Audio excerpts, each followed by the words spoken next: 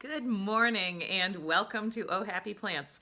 I'm just filming a quick video because I've had a lot of requests about fungus gnats lately, and I'm sitting here with my coffee and we're going to talk bugs.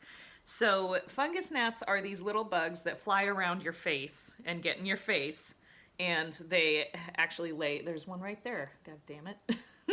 Oh yes, land on my sticky trap, you little jerk. Sorry. Anyway, they don't hurt plants, they're just annoying, long story short. So they're little bugs, they're attracted to the CO2 that you exhale because what they want is a place to lay their eggs, which is like in the surface of the soil, there's decomposing organic matter. The little bacteria that decompose the organic matter will actually emit CO2, that's why they're attracted to our breath.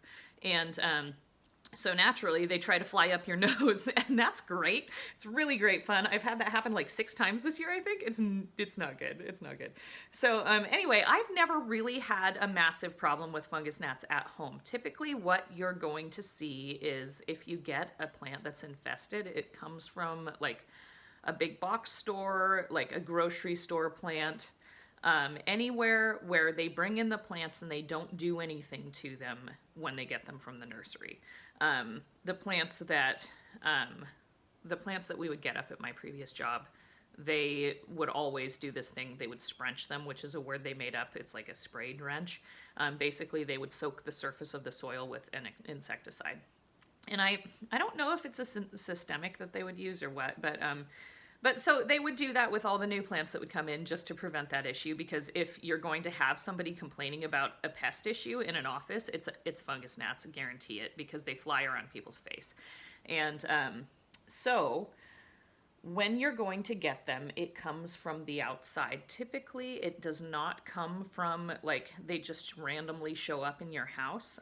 If you leave a plant outside and then bring it in, like if you move your plants outside for the summer, that can bring in fungus gnats, potentially. Usually not that many. I haven't really noticed that before, and I've left plants outside, like the dracaenas that I regrow, I'll leave them outside all summer and then bring them inside, and I've never noticed them bringing an issue in with them. So so usually this is going to be, you just brought a plant home where it was grown with a million other plants, and so naturally fungus gnats are attracted to that area because they put them in really rich soil, and then the fungus gnats get in there and start laying eggs. And so the first line of defense for some people is to repot their plant. For me, that's not really the case, though I did with this guy.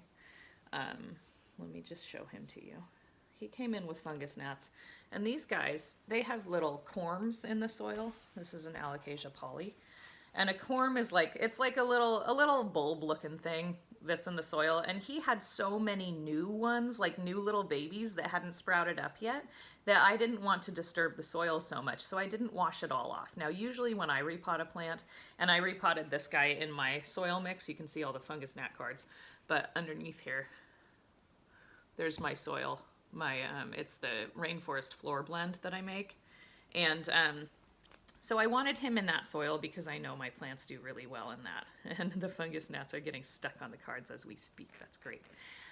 Anyway, so I repotted him, but I didn't wash off all the soil that he came in with because I didn't want to disturb those little corms on his roots, like right around his roots. The roots will grow the little corms, and then they're really fragile and loose in there, so if you wash all the soil off, the whole thing will just kind of fall apart. So I put most of his root ball in here, and then I started noticing that I had gnats like crazy, and like it was bad. Like here's a card, you can see. Let's see all those little dots all over it? Each of those is a gnat, and then I flipped it over to use the other side, and these are all gnats too. So that was really disgusting to see him just crawling. And of course, you can't see the larvae. So the larvae are in the soil. You might notice a gnat or two, but most of them will fly away as soon as you pick the plant up at the store. So you can't see the larvae. You don't know what you're bringing home. Maybe you notice one in your car or something. You're like, oh, okay, there's a gnat, whatever. And then you put it in your house and they all hatch. And then they spread to your other plants. And then you're like, oh, crap. So, by the way, don't watch this with your children if they haven't heard these words. I don't think I put that disclaimer anywhere, but now that we're doing straight to camera and unscripted videos, Once in a while I curse. I'll try to not drop F-bombs or anything like that, sorry. Anyway, so my first line of defense 100% of the time is this right here. These sticky traps, you can get them on my website, you can get them on Amazon, you can get them at any store. People will tell you to stick them on the little thing they come with so they're standing upright in the soil, away from the soil. I always just lay them right on the surface of the soil. That is where the fungus gnat is going to try to land, is right in that soil to lay his eggs, her eggs, whatever. Anyway, biology lesson, I need one. So the fungus gnat is going to try to lay eggs right in the soil. They're going to land right on there. They are attracted to yellow. Ha! I just caught two by sticking this to them. Okay, so they're attracted to yellow things, so they will get right down in there and go right on that sticky trap, and then they just stick on it and die. And so each new little larva that hatches and goes through their whole little life cycle, eating all the organic matter, which is actually good for the plant because then they poop out whatever, and that fertilizes the plant, but still they're annoying as heck. And then they turn into their flying form. They fly around, they stick on the sticky trap, they can't lay more eggs that way, and then eventually the life cycle will start to stop. You know, and with this, there were so many of them in here. Like, I couldn't even believe how many were in here. They must have been having a heyday in here. So this is not quite enough of a treatment for me.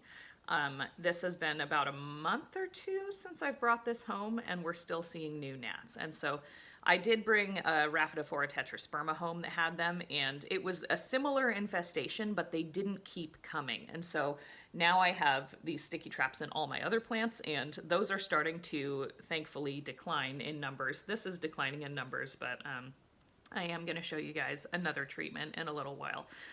First step, gnat traps, breaks the life cycle right there as much as possible. What you don't want to do is allow them to continue to fly around and lay eggs. So if you can catch the flyers, you're going to cut the life cycle off. The next step is going to be treating the soil, and we're going to get into that in another video. But so that's the first step. If you're going completely insane with gnats in your face, do this. That's all. Bye, guys.